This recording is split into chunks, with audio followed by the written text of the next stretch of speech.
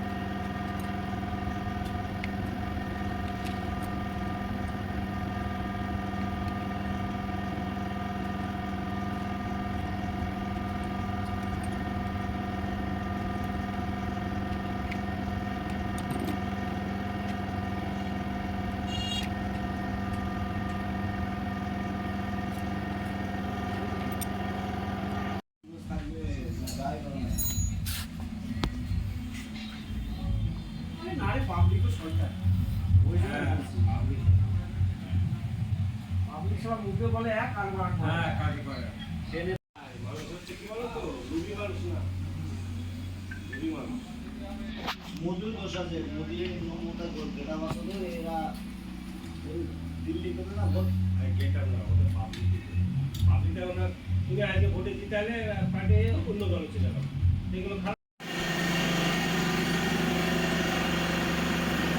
তো বন্ধুরা, তোমরা টোটাল কাজটাই দেখতে পারলে। আমার সার্ভিস কাজ কিন্তু কমপ্লিট হয়ে গেছে, হাওয়া চেক করা হয়ে গেছে, side stand, middle stand, main stand সব মোবিল করা হয়েছে, ব্রেক লিভার গ্রিস করা হয়ে গেছে।